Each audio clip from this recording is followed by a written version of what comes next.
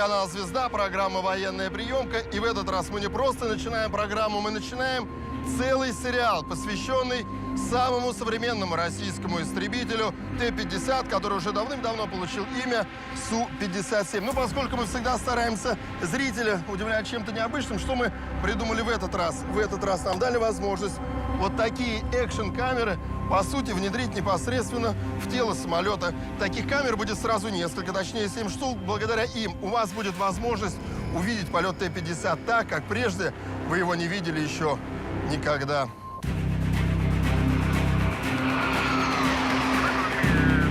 We'll have shots from low-level flight and of a short takeoff, a mid-air refueling simulation, a parachute-assisted landing, the first ever group flight of 4 fifth-generation fighters, and many more episodes that have never been shown on TV. Over the 2 years that we've been shooting this series, we traveled to the following places. Aktubinsk and Zhukovsky, where Air Force test pilots fly T-50s. Komsomolsk on Amur, that's where the aircraft is assembled. Korolyov, that's where the T-50's ordnance is made. Litkarina, that's where the aircraft engines are designed and tested. Yekaterinburg, that's where the plane's optoelectronics are developed. Tamilino, that's where the jet ejection seat is constructed. Ryazan and back to Zhukovsky, where radars are produced and where the Central Institute of Aerohydrodynamics and the Gromov Flight Research Institute are located. St. Petersburg, where the Helmet Integrated Target Designation System was designed. The Moscow-based Air Force Central Research Institute, where the T-50's cockpit ergonomics are being improved. And finally, the Sukhoi Design Bureau, the aircraft's birthplace. Therefore, we can call this series the first TV encyclopedia that shows the story of how the T-50 came to be and how it transformed into the Su-57.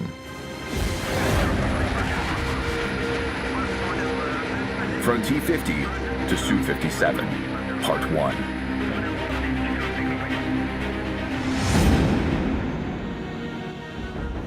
What's more, we'll show you all the men and women who pioneered the development of Russia's top-notch fighter. They championed a new aircraft design concept, all while shunning the public eye. For example, you'll see the first full-length interview with the Su-57's head designer, Mikhail Strelets. Anyway, enough of the spoilers. Let's do it. Wheels up.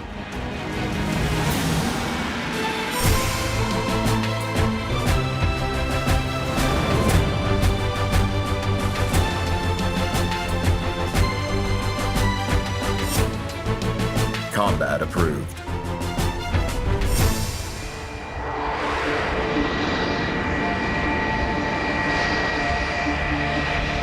В эфире военная приемка. Мы работаем на территории Государственного летного испытательного центра имени Чкалова в Ахтубинске. И сейчас для нас, журналистов, начинается один из самых интересных эпизодов программы «Погоня в полете за Т-50». Но, может быть, наоборот, он за нами будет гоняться, неважно. Самое главное, мы сможем увидеть полет Т-50 в непосредственной близости. Ну, почти с расстояния вытянутой руки, может быть, чуть больше. The film crew is aboard a transport plane, and it's about time we thought about our security. We'll be shooting at an altitude of hundreds of feet through an open ramp. That's why we've been asked to put on a body harness. We're all ready now. Engine start, taxi, takeoff. While our An-12 transport is slowly gaining altitude, the Su-57 takes off with Sergei Bogdan, a legendary test pilot with Russia's highest combat decorations to his name, at the controls. The fighter turns on its afterburner, starts a short takeoff roll, and just 5 seconds later, lifts off. 20 seconds later, the plane is high up in the air.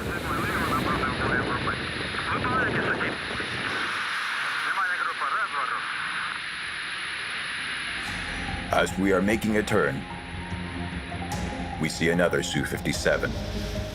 Its pilot is no less famous.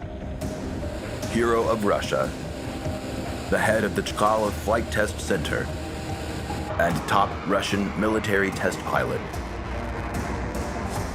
Major General Radik barrière. Now we see these two heroes flying some 30 feet apart. Traditionally, all newly designed aircraft have two official designations in Russia.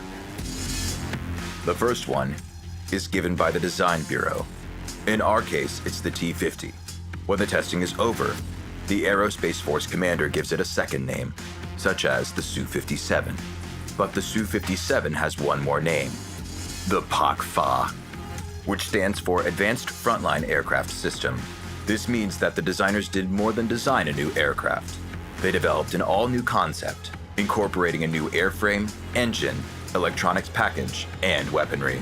Итак, давайте объясним правила игры. Мы сейчас находимся на борту самолета Ан-12. Вот мы видим на наших глазах, открывается рампа. В этот момент здесь задуло, скажем так. И сейчас вот так сюда будут потихоньку подходить самолеты Т-50. Осталось добавить, что высота над уровнем моря 1000 метров, а у нас там внизу великая русская река Волга. The clock is ticking, and we are waiting for the Su-57s to appear. Several minutes later, we notice an aircraft. At first, we think it's the PAK-FA, but no. A completely different fighter has flown up to us. Ну, надо объяснить, что первый самолет, который к нам подошел, это самолет Су-30СМ. Там сейчас находятся два человека, и один из них тоже оператор. То есть один из наших операторов сейчас работает на борту истребителя Су-30СМ. So, here is the cockpit view as seen by our Su-30SM cameraman. A military cameraman, by the way. Another 4 cameramen are stationed aboard an An-12 transport. 2 more cameras are installed on its wings. And don't forget that we have 7 more cameras fitted on the T-50 aircraft. A total of 14 cameras were used to film this amazing flight. Oh, and there's one more camera. Rather, a cameraman on the ground. Here's how we installed the cameras on the T-50. Up until now, there was a strict ban on attaching video cameras to the plane's outer surfaces for security reasons. Давайте объясним принцип. Вот у нас есть самолет Т-50. Есть лючок, под которым проходит топливная система. Дальше мы изготовили полную копию вот этого лючка, точнее, не мы, а корпорация Sukhoi. То есть, видите, сам лючок ровный, аккуратный, а вот то, что сварено, ну, скажем честно, коряво и не очень-то аккуратно, это работа наших операторов военной приемки, но не смотрите на внешний вид этой конструкции, поверьте, она проверена и очень даже надежна. We tested it earlier when we filmed the MiG-31 interceptor. Back then, the world's fastest mass-produced interceptor climbed to over 70,000 feet, accelerating to over twice the speed of sound. That time, our cameras passed the test with flying colors. So, we have no reason to question their reliability here. We placed one camera right behind the cockpit, a second one at mid-fuselage, and a third one in the tailplane area. Then we put some cameras on wing mounts, where missiles are normally attached. And there's one more camera in the cockpit.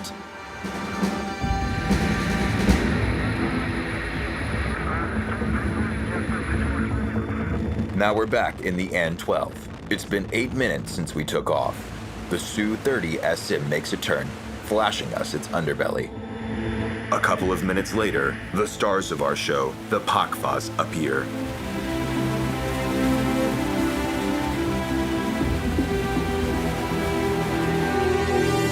Ну вот она появилась, наша долгожданная пара Т-50. Знаете, вот первое впечатление только что. До этого здесь был рядом с нами самолет Су-30СМ. Так вот, когда подходит Т-50, кажется, что это воздушная летающая тарелка. Вот они какие-то такие совсем другой космической формы. Это особенно чувствуешь, когда находишься здесь, вблизи. Its extraterrestrial shape and special camouflage paint are designed to help reduce the aircraft's radar signature. Many believe this is the defining characteristic of a fifth-generation aircraft. This actually isn't at all.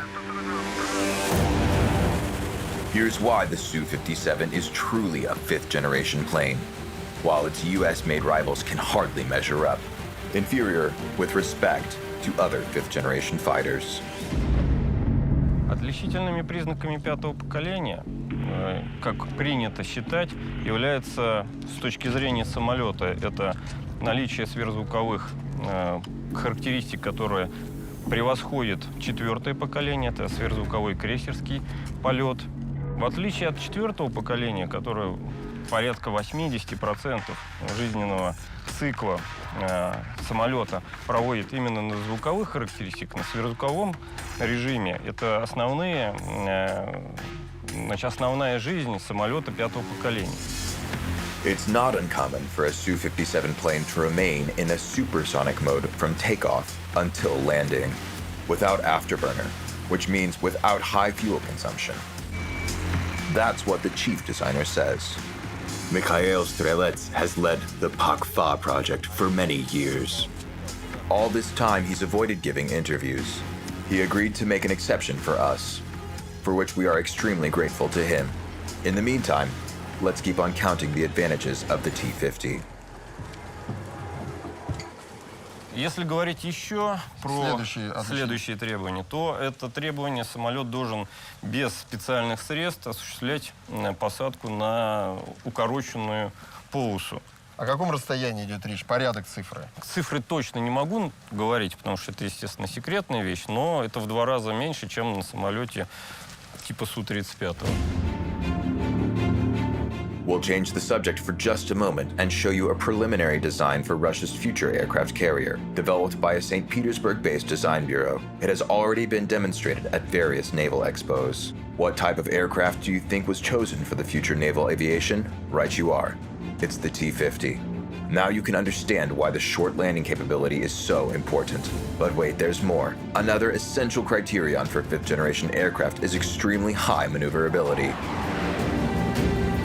Remember, aerial stunts such as tail slides, barrel rolls, cobra maneuvers, and spins. These are the things that a Su-57 can do easily.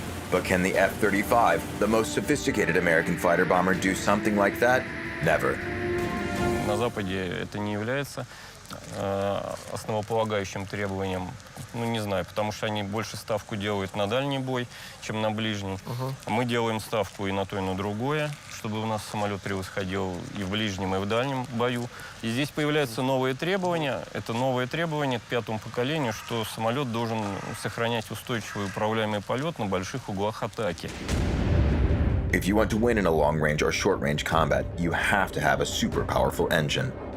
We'll cover that later, but you also need super powerful brains. Otherwise, there's no place for you in the fifth generation.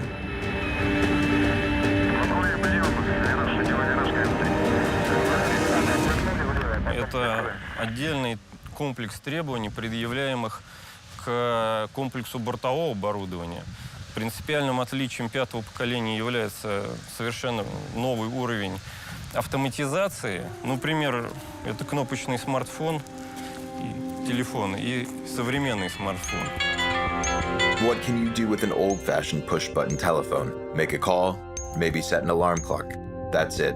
Okay, some of them had a built-in flashlight. Today's smartphones can be used as GPS navigators, TV sets, video cameras, and internet access points. In a word, a powerful and multifunctional computer. Let's sum up the T-50's advantages. 1. Super stealth. 2. Supersonic speed. 3. Super maneuverability. 4. Short landing capability. 5. A super powerful radar. 6. Super fast brains. Its 7th advantage is its ability to carry weapons inside the airframe. Can you name any other plane that boasts the same characteristics? The correct answer is, of course, no. Apart from the T-50, there are only 5 planes in the world that claim to be 5th-generation fighters. There's the Chinese J-20 and J-31, but they can't stay supersonic for long and are inferior in terms of maximum speed. There's the Japanese X-2 fighter, but it lacks a weapons compartment altogether. And finally, our principal rivals, the US-made F-22 and F-35. We've mentioned one of them earlier, and we'll dwell on the other one later. But for now, let's continue with our amazing flight. Standing here by the open ramp of the An-12 military transport aircraft, just like on a balcony, it's like sitting in the first row in a theater. Watching Russia's, or rather the world's best actor performing for you. There's no doubt the world's leading aircraft designers will soon be scrutinizing this footage, frame by frame. То, что вы видите сейчас, это проход на предельно малой высоте. То есть сейчас наш самолет, наш Ан-12 идет на высоте 400 метров. Два Т-50 идут с принижением 50. То есть у них высота над поверхностью земли метров 300. Сейчас вы увидите, как они буквально поднырнут под нас. Смотрим. Вот они подходят все ближе и ближе. The fighters are passing under the An-12 to make a turn and return to their positions behind us. Но нет, еще не все. Это, знаете, как штангист каждый раз с подходом берет все больше и больше вес. То же самое сейчас делают и пилоты Т-50. Мы опустились еще ниже. Теперь мы летим на высоте 300 метров, на 100 метров ниже. И теперь они попробуют снова пройти под нами. The combat planes perform this difficult maneuver one more time, leaving the transport plane far behind. The Su-57 pilots could fly even lower.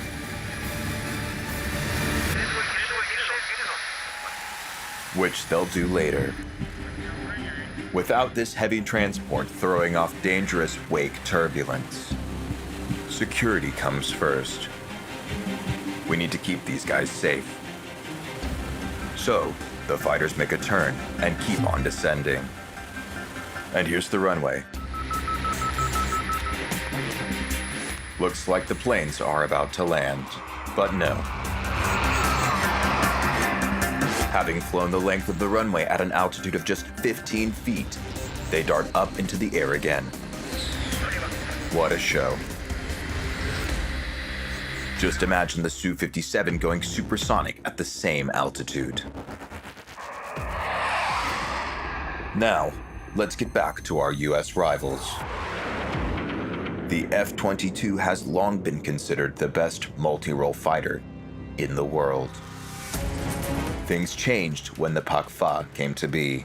Требования, которые предъявляют заказчики, это отношение боевой нагрузки, который способен взять самолет, и к его массе. Чем больше это отношение, тем лучше качество самолета с точки зрения носителя. То же самое относится и к объему, и массе, и номенклатуре авиационных средств поражения, размещаемых во внутрифюзеляжных отсеках. И надо сказать, что по этому показателю самолет Су-57 не имеет аналогов среди самолетов пятого поколения. Имеется в виду То есть что есть в мире, да? Да, та номенклатура. Самолет Су-57 создавался сразу под требования многофункционального истребителя, и который способен решать задачи завоевания превосходства в воздухе. Таким самолетом пятого поколения является самолет F-22, который изначально создавался как самолет превосходства в воздухе. Только потом американцы, поняв, что на самом деле принципиально неправильно было проектировать самолет под размещение только ракет воздух-воздух, предприняли попытку в существующей конфигурации отсеков разместить авиационные средства воздух-поверхность. Но конфигурация отсеков не позволяла уже разместить более крупные грузы, какими обычно являются авиационные средства поражения воздух-поверхность. As a result, they made a fifth-generation aircraft with air-to-surface capability, the F-35. Its first combat sortie to Afghanistan made the headlines in world media. However, this plane is unable to perform air superiority missions efficiently. Его маневренные характеристики, то есть характеристики как истребителя, разгонные характеристики, они, естественно, уступают и самолетам 4-го поколения истребителей, истребителям, да. Поэтому перед нами заказчик поставил задачу создать именно многофункциональный истребитель, который будет способен решить задачи превосходства над самолетом F-22 и F-35. Ну и так получилось, мы специально это не подбирали. Если сложить цифры F-22 и 35, получится как раз 57. Чтобы эти F знали свое место, что 57 все-таки над ними. Ну, 57, это говорит о том, что объединяет и превосходит по требованиям И F-22, и и F-35. в ближнем воздушном, и в дальнем воздушном, то есть истребительные задачи, и в том числе задачи работы по земле. The Sukhoi Design Bureau was tasked with developing the world's best aircraft back in 2003. At that time, it was already busy designing two other advanced fighters, the Su-30 and Su-35. Despite their age, they can outperform their foreign rivals even today. Still, both these planes were derivatives of the good old Su-27. The Russian army needed a new fighter that would remain in service for decades to come. To do this, designers had to address the problems of stealthiness. Для того, чтобы реализовать данное качество, необходимо заново спроектировать платформу. Платформой мы называем это планер, самолетная система, силовая установка. Все это направлено на то, чтобы обеспечить низкий уровень радиолокационной и инфракрасной заметности самолета. И вот на самолете Су-57 платформа создана с нуля. To achieve these outstanding design characteristics, all combined with structural integrity and low weight, the designers decided to replace metal and alloy design elements with equivalents made of polymer composite materials. But this was something new for the Russian aircraft market. That's why these polymer composite materials had to undergo fighter load tests.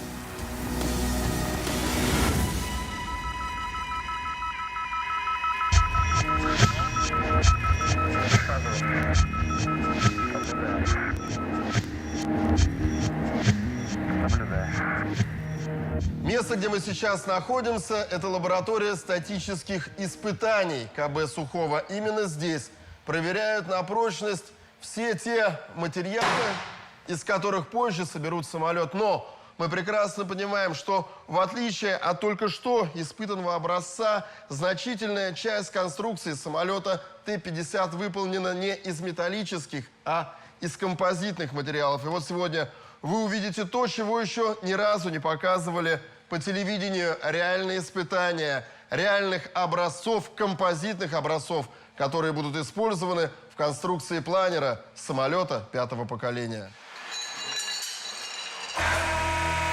We are going to start our experiment with this simple metal element that has historically been used in aircraft design up until present day.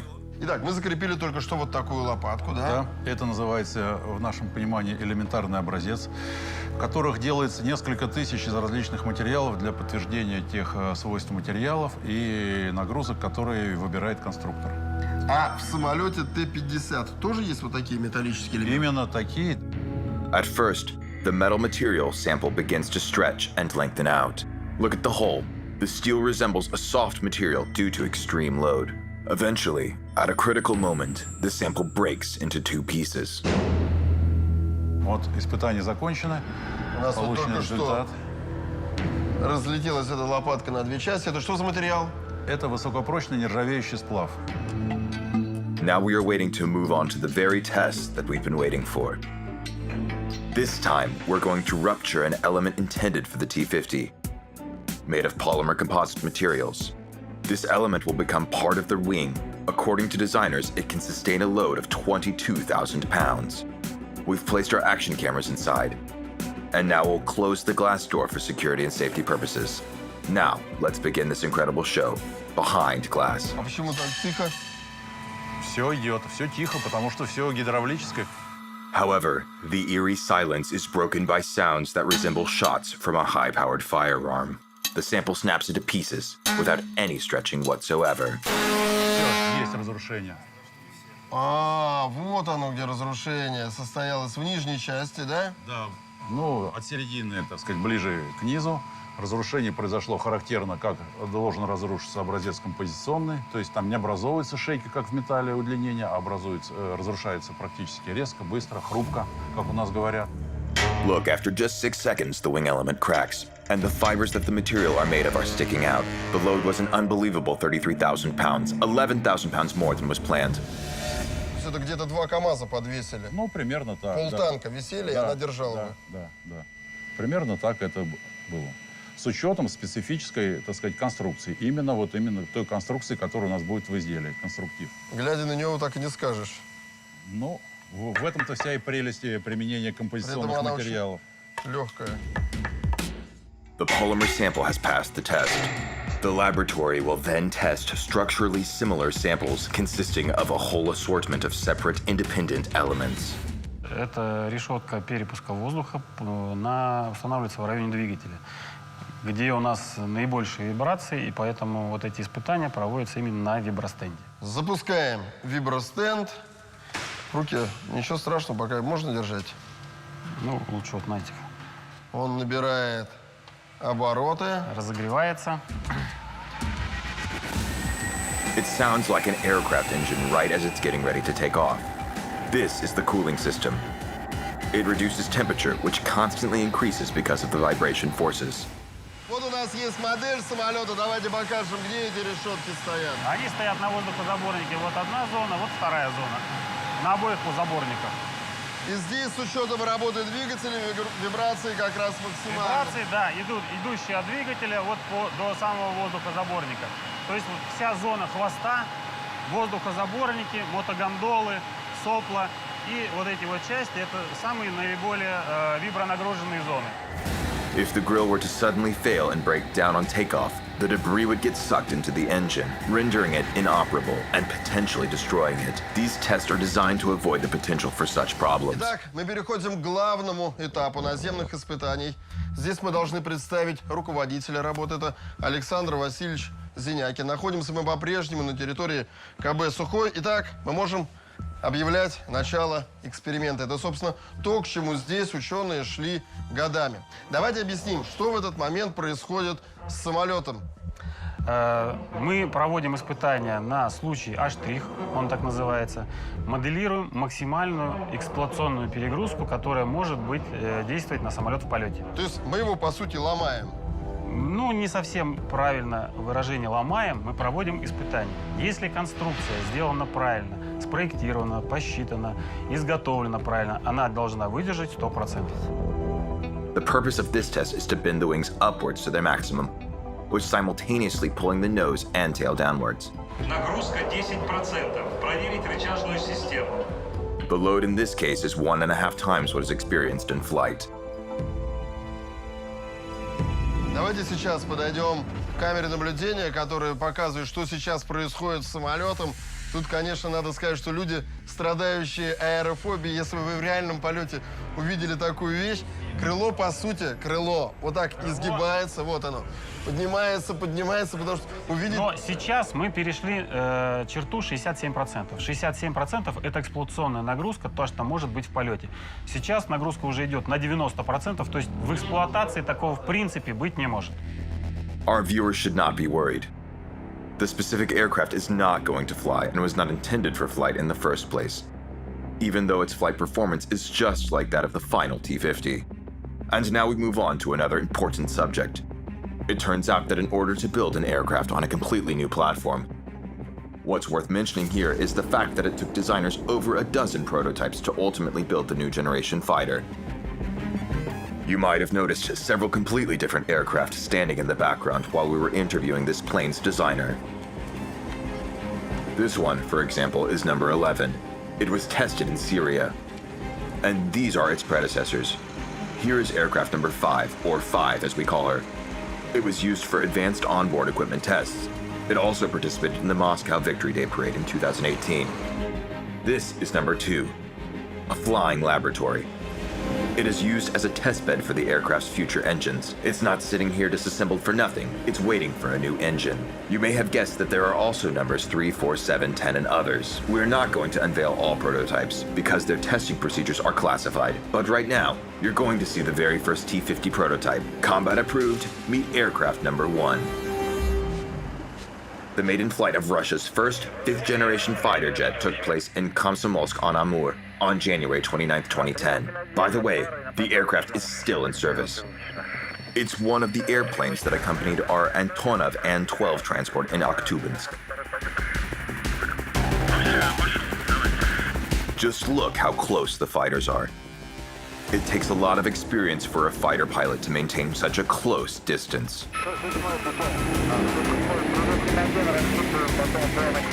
Let me remind you that the test pilots at the controls of these aircraft are heroes of Russia, Sergei Bogdan and Radik Bariv.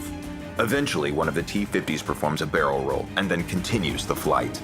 Then the two aircraft line up one by one right after the other. The fighters are right behind our Antonov transport plane, lined up to look like tiny beads on an invisible thread through the air. Then they change their flight levels and disperse into the air. Then one of the Sukhois reappears out of thin air, and the aerobatics show begins. First, we have a roll to the left, then a roll to the right. Then it darts up vertically. That's what we call a Cobra maneuver. While the Su-57 is pulling stunts above Aktubinsk, the Moscow-based Sukhoi Design Bureau laboratory keeps running PAK-FA's airframe through intensive structural tests. As a reminder, we are going to load the airframe until we reach its maximum failure point. In fact, the failure point has already been calculated mathematically. It's important now that the calculations be tested on a real airplane in actual usage conditions. Считается так, что от 99% до 104% это очень хороший результат, это отличный результат. Если мы получим больше 104, это уже не очень хорошо. И почему? Потому что конструкция у нас получилась перетяжеленная. То есть она держит нагрузку, да, большую, вроде как хорошо, но она перетяжелена. In other words, the scientist and the engineer's goal is to find the perfect balance that would make the aircraft both robust and lightweight. Unfortunately for us, our cameramen weren't allowed to shoot inside the room where the testing is carried out. Instead, we were given permission to use video footage from the surveillance cameras installed there.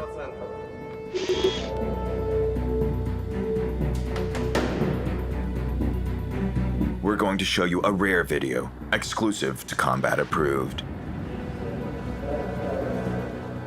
You can hardly see the plane behind all the cabling, weights, and transmitters. Anyway, that's a T-50 composite wing that you see before you. Complicated testing machines are bending it, and you can see exactly how it is being done. A set of powerful clamps is pushing the nose and the tail units downwards, while the other set is pulling the wings downwards. This is a spectacle not meant for the faint of heart. Obviously, that doesn't apply to our designers. They've had to get used to watching things like this. They keep on increasing the load. It's now 90% of the estimate. Applying 90%. Then another figure, 100. The airframe shows no signs of cracking. The designers are uneasy. What if their calculations are faulty? Give it 110%.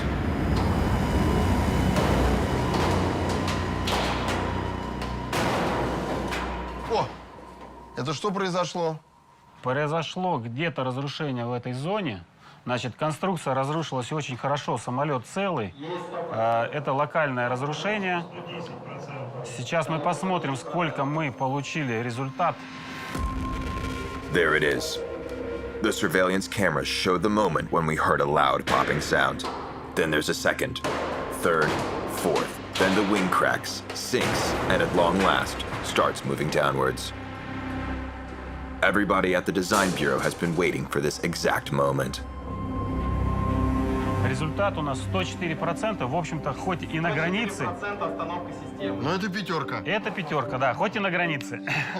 Поздравляю. Будь конструкторы более эмоциональными людьми, они бы в этот момент прыгали, кричали «Ес». премия, наверное. Дело в том, что машина прошла уже такой объем испытаний, и все это было на нервах, и мы уже устали Кричать нервничать. yes. Уже не кричат. Ну, по крайней мере, уже гарантированно больше, чем в 1,5 раза машина надежнее. Конструкция прочная, она держит максимальную эксплуатационную перегрузку. But how can it possibly be that the Sukhoi Su-57 has been flying for such a long time, while the official tests and trials have only just been completed? Does that mean test pilots have been risking their lives pulling off barrel rolls, cobras, and other stunts on raw, untested aircraft? Испытания у нас идут давно, значит, вот этот случай, это самый тяжелый случай, это самые большие нагрузки, которые действуют на самолет. Поэтому, мы его оставили, как сказать, на десерт. Хотя этот случай мы уже проводили испытания для того, чтобы разрешить вообще самолету летать. Единственное, что мы проводили эти испытания до 80%. На основе этих испытаний мы дали заключение на полеты машины с ограничениями по перегрузке, по максимальной эксплуатационной перегрузке. It should be understood that this doesn't mean that Russia's test pilots have been flying 80% ready combat aircrafts. No, it means that up until now, test pilots weren't allowed to test the aircraft's outermost limits. What's amazing is that back then, with all these limitations, the Pakfa was still able to pull off stunts like a complete loop, a tail slide, a barrel roll, a cobra maneuver, and a spin. But those tricks weren't pulled at half strength. Maybe a bit more than that.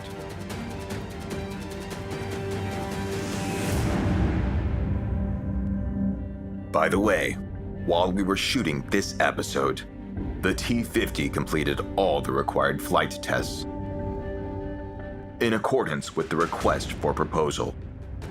That's what it was doing when we came to Aktubinsk for filming. There's more of that to come in the next episode. The Su-57's pilots pulled up and approached our An-12 transport plane so close that we could have jumped on the fighter through the ramp. If we weren't all flying in midair, of course. What's more, you'll see what no one has ever seen before anywhere in the world. A full formation flight of 4 brand new next-generation aircraft. However, just so that we're clear, that will be in the second episode. Besides all that, you'll also see the testing process for a brand new engine, a new radar, and an advanced electronic warfare suite. Lastly, we'll show you what the final mass production-ready T-50 prototype looks like. So tune into Combat Approved one more time in just a week. See you then.